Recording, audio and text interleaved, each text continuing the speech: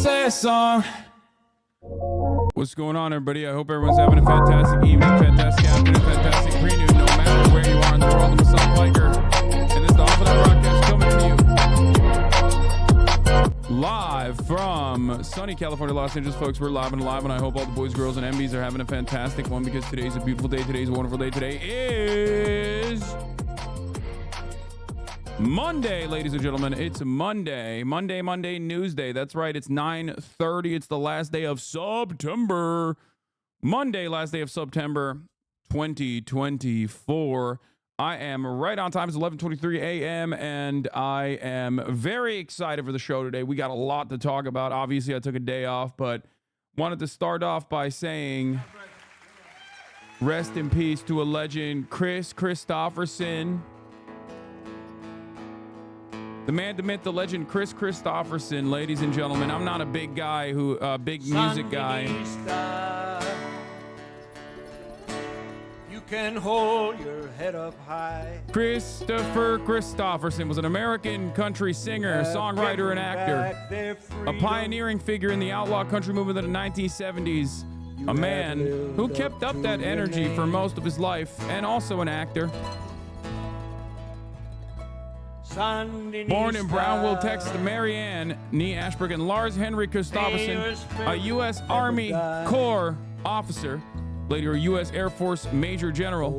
During Christopherson's childhood, his father encouraged him to pursue a military career, which he did, and then spent the last years of his life after that fighting against all that American imperialism stood for. This is a song, Sandinista, from the album Broken Freedom Song by Chris Christopherson. Chris Christopherson was also a Rhodes Scholar, apparently. Once famously told Toby Keith to fuck off. Why am I talking about Chris Christopherson? Well, because Christopher Christopherson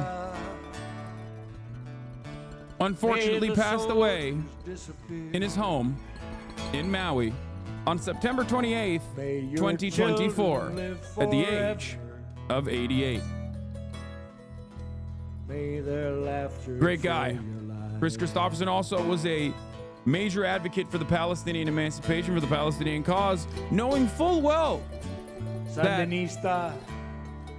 his advocacy could cost him jobs, to which he always replied with, well, fuck it.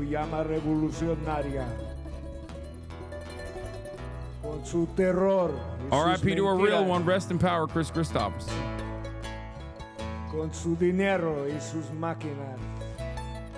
Anyway. Cheers. El amor caliente en tu corazón. Son fuerzas más poderosas. Did you just ask if he's Mexican? His name is Chris Christopherson, dog. Sandinista. Yeah, he also famously defended and wrote a ballad for Sinead O'Connor. You have given back their freedom. You have Cristobal Christopherson. Anyway, R.I.P. to Kembe Mutombo as well. Apparently he passed away to brain cancer. May your spirit never die. Anyway, just wanted to give a shout out to the legend, the ledge. Yeah, he said if you are a supporter of human rights, you must be a supporter of human rights everywhere. That was what he said, and he's right. Anyway, so that's what I wanted to start off with real quickly. I mean, he lived a long life, you know, dude. If you die at 88, happy alongside your family, alongside your loved ones, it's like, and you have a fucking long history of accomplishments, that's like you maxed out, okay? You can't be too sad about things like that. You feel me? Yeah, like instead of being sad about someone's passing, you should probably celebrate their legacy if they are worthy of that praise, especially in their passing. So that's what I choose to do usually. In any case, this is the part of the broadcast where I will tell you about my personal news. And honestly, yesterday I was supposed to go to the Cutie Cinderella concert. I couldn't make it, and I'll tell you exactly why. I didn't stream yesterday. Okay. I was you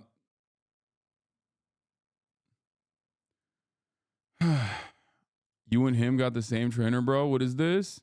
The Spurs have listed Victor Wembanyama at 7'3", 235 pounds. Wemby was listed at 210 coming into his rookie season. Bro, that's a lot. He's packed on 25 pounds of muscle. That's crazy. Congratulations to Victor Wemby. Anyway, so yeah, I'm gonna talk about what's happened in my personal news segment, because this is the part of the broadcast where I do that. I talk about my personal news, about what's going on in the world of Hasanabi Piker, in between the time period where I press the stop streaming button and press the start streaming button. And obviously a lot occurred. I ended the broadcast on Saturday night after a basically almost 12-hour stream. We started off with Nick's stream in the bedroom, and we ended the day after a long process. I mean, it was supposed to be Saturday, Sunday, but of course, instead of Saturday, Sunday, what did we do? Well, I guess we did something that I consider to be fun. Saturday Fun Day. What I consider to be fun was 4.5 hours of real-time introduction to Israel, Palestine, with mostly memes. Like, I didn't get into like too much of the nitty-gritty, too much of the history of it all, I don't think. I mean, it's such a long subject matter to get into, but it was great. It was, I think, a lot of people were entertained, and I think a lot of people learned things. One of the most commonly held opinions that I heard online in the aftermath of this was, I really wish Hasan would talk to normies all the time. Okay. I really wish that, Hasan would talk to normies all the time like this, because it's great to, there's a lot of stuff that he explains. But once again, I do find this pretty funny, because regardless of the actual content, regardless of the fact that I'm friends with Nick, regardless of the fact that Nick actually enjoyed the stream, and that we had no fucking idea that there was a reception happening online that was broadly received infinitely differently than what was actually going on. And this is why I always say the internet is not the real world, because you can literally have someone who is staying at your house, someone who you are personal friends with in the real world, and the Twitter reception of your relationship, of your dynamic, is entirely different. Because, and people are going to get mad at me and say that oh, dude, you're fucking ableist or whatever. But I'm sorry, if you're an autistic shut-in, okay, and you're projecting your own personal sauce onto interpersonal dynamics between people that know one another, you're probably going to be hallucinating an alternative reality, okay? Which is hilarious, because dog, something that is the truth online, and this happens so frequently, especially in incredibly parasocial circles like this, it's hilarious. It's hilarious that you can have two dudes who are friends with one another, and the reception and the actual things that occurred over the course of 5 hours is entirely different than what Twitter hikikomoris have declared it to be. So once again, don't be duped and deluded into thinking that things are a certain way because you saw it online and enough people pumped it up. This guy says, leftist version of your coworker showing you a funny meme, and it's just a little dark age edit of a neo-Nazi imagery. It's pretty funny, because this is the same guy, I think. This is that fucking loser who said I was enslaving my mother because she would cook me meals. But yeah, that's That's just people trying to yuck people's yum, you know? As someone who knew nothing about Israel Palestine before October 7, I learned a lot from that VOD. Yeah.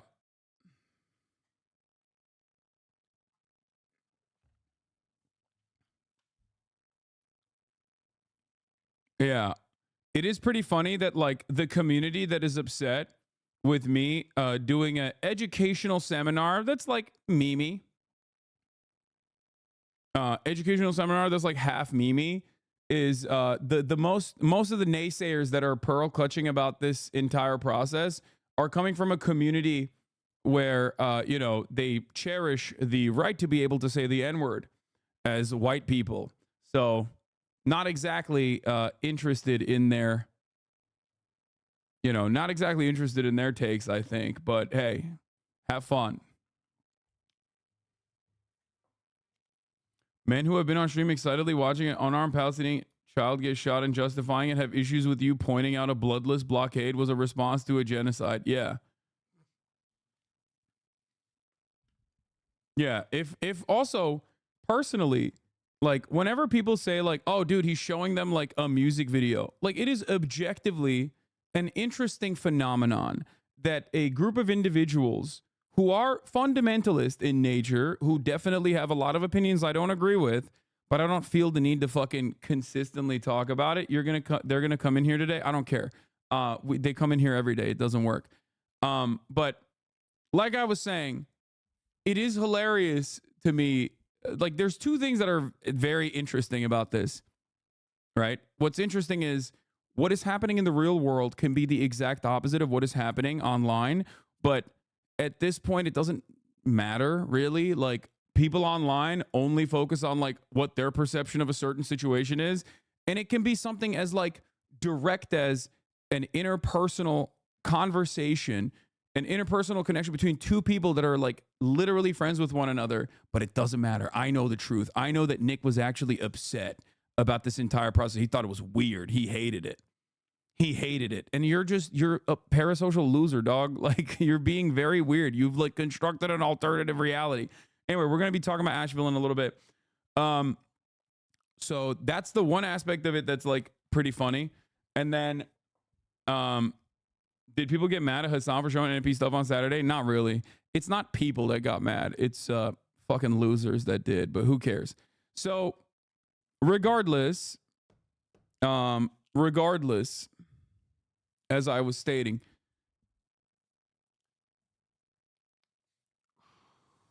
it's Twitter, dog. Twitter got mad. They're NPCs, bots.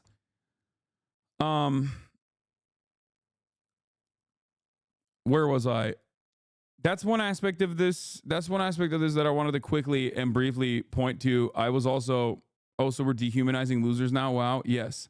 The other thing I was going to say is that I had a great time offline yesterday. I didn't even touch anything. I was not really online at all.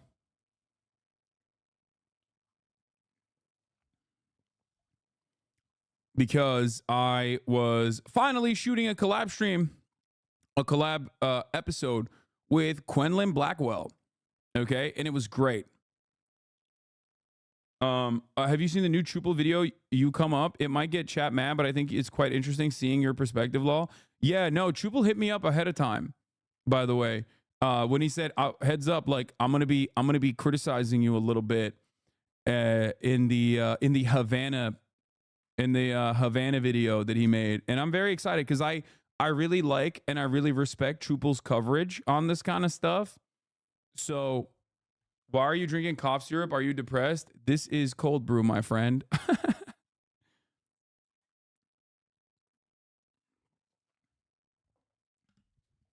I pulled the trigger. I got the Steam Deck. Congratulations. This is great. Quenlin Blackwell is a phenomenal content creator. She is a TikToker. She was a Viner. She was like a Twitter memer and has like a pretty big audience overall. But it's like for Zoomers for the most part. You guys are probably unfamiliar with her. But in any case, if we have time, which we might not today, if we have time, we'll look at the Chuple video for sure.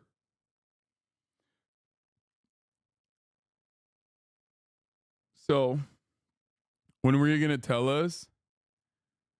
As a fellow house owner, he truly gets me. The Zucks reportedly said in a leaked interview breaking. Facebook creator Mark Zuckerberg has hired former Wine About a guest star Hasan Piker as his personal stylist. That's so stupid. Refresh chat arena for Halloween emotes. Okay, let's go. But yeah, I did that. I did the and we got, it's gonna be for like Halloween. It's Halloween special for Quen's thing that we're doing. And then I'm very excited to also have her on the stream as well. Kaya Ween, my little bubba. All right. But yeah. What else was I going to say? Oh yeah, but something very interesting happened. It with the shoot was like significantly further away than I normally drive off to. And basically what ended up happening is I almost ran out of battery on the way back, and the shoot went for longer than expected. We shot some TikToks. We'll be posting those when the time comes. But yeah, I wasn't able to make it. I hit up Cutie. I was like, Cutie, I'm so sorry. Is it like really, I've never done this before. I've never actually bailed on a former obligation. I know I like told you I might make it. I wasn't like fully firmly committed, but regardless, like if you need me, I will make it there. But yeah, I had to get back to my house, charge my car a little bit. And I was still, if she was like, yeah, I want you to, I need you to come, I literally would have fucking, I was like, I will.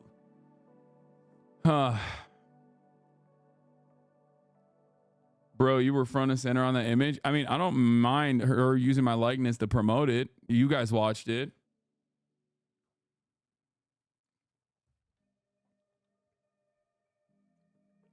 Bro, there's like a billion fast chargers in LA. Your car can charge at 270 kilowatts. No, that's not a problem. Like, I'm saying I had to get back home so I could at least put my car on the fucking charger. Okay? Calm down. Calm down. I had to put my car on my charger because I was just going to Uber. That wasn't a problem. Like, it wasn't necessarily just the charger that I was like running out of batteries that was the major issue. I'm just saying that's just a separate situation. It's a separate part of the story. Okay? Didn't get canceled for trying to sing Red Sun in the Sky. Yeah, I was a little nervous about singing Red Sun in the Sky to begin with, honestly, because like, there's a lot of eyeballs on me. That's stupid. You have a level 2 charger and you could have stopped somewhere for a level 3 charger and got a 50% charge in 10 minutes. Oh my God, dude. Well, I don't want to do that. So what now? What are you going to do about it?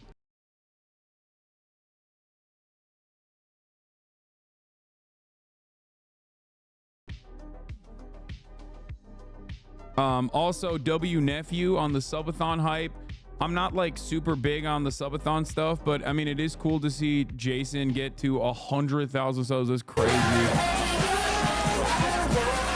Yeah. Industry plant Jason the Ween, ladies and gentlemen, the nephew himself.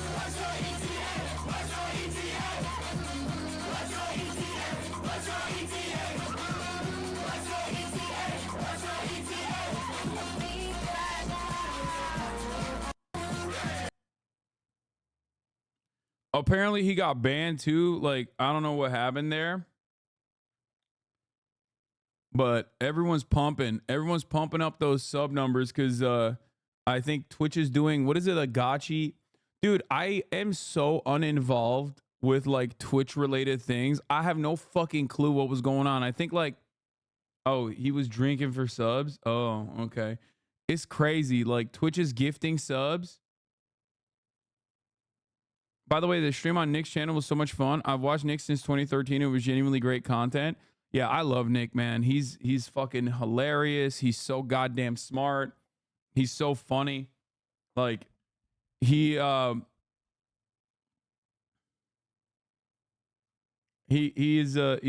good guy. I like him. He does something that I think is he does something that's like brilliant. Other than like obviously presenting himself as like the foil, presenting himself as like the old school pervy guy, right? Beyond that, yeah, they just left, by the way. But presenting himself as that, like in his comedic action or whatever, he does something very good. He does something very good. As a content creator, I recognize that, and I got to mention it. But he is really good at elevating whoever he is doing content with. He's really good at that. So, for example, if you notice, like, even in the conversation that we were having, in the back and forth that we were having, like, there's a lot of questions that he was asking that he might have actually known the answers for, right?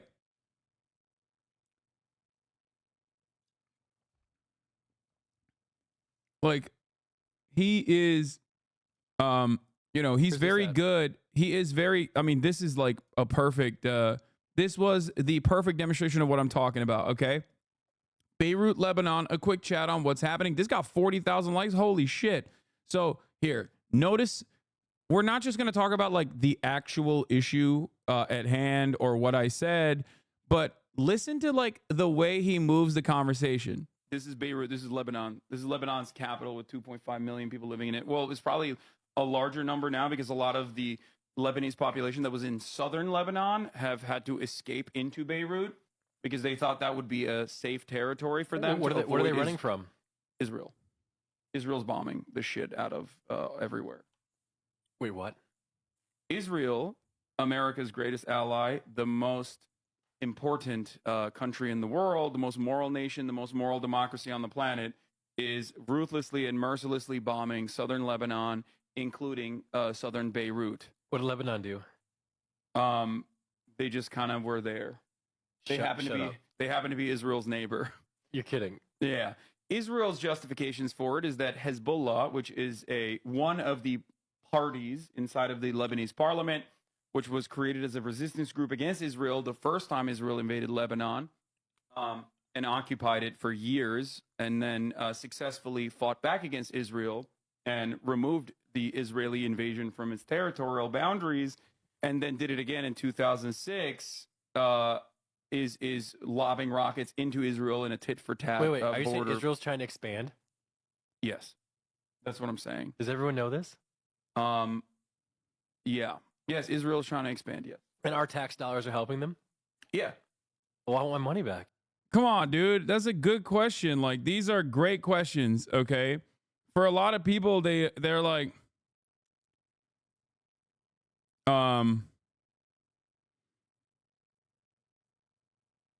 wait, hold on. I'm lining up a potential interview right now. But these are great questions, right? Like, he's doing a great job moving the conversation in a direction. Wait, was he intentionally playing dumb to extract these answers? I thought he genuinely was like not plugged in at all in the situation. I think he has like, I mean, I asked him about it afterwards, and he basically said, like, there are some things that I know, right? Like, above board. There are some things that I know above board, okay? But there is like plenty of questions that I'm asking to you in that situation. There's questions that I'm asking to you directly in that situation because like I want to get clarification over it. Does that make sense? Do you understand? He seemed very unplugged. No, I think he is. Like, he's still unplugged. But and most people are. I mean, he represents like the average person in this regard. And I think he did a great job. Back. Yeah, good luck. Oh my God. Are they bombing civilians? Yes. Like a shit ton. Yeah. Of course. Who do you think lives there? These are just residential buildings. Yeah, there's babies in those buildings. There's mothers in those buildings. There's elderly people in those buildings, and they fucking destroyed them and killed like 300 of them. It's overwhelming majority civilians. Like, are they trying to intentionally hit civilians? I think their goal is to cause as much chaos as possible, where they don't like their goal is to just like destroy the normal existence of people there to make it unlivable. Isn't that kind of the definition of terrorism? Yes. Okay. Yes, it is. And they are doing that. They are doing terrorism for sure. Oh my God. I think this is helpful. This is helpful.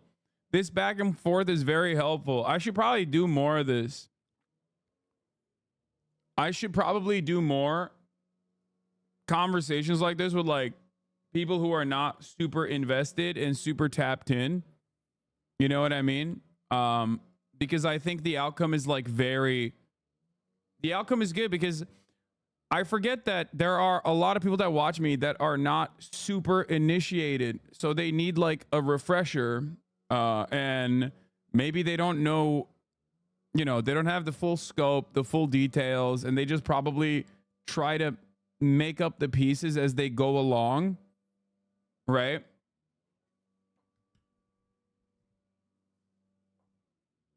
If this was shown on CNN, the US would perish like the USSR with Chernobyl.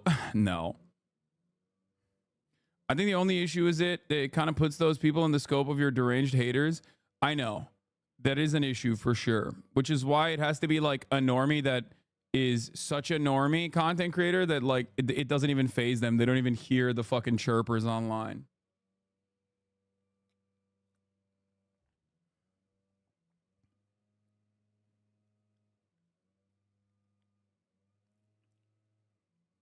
It seems difficult to find willing listeners that don't want your haters or seem uninformed with their great content. Yeah.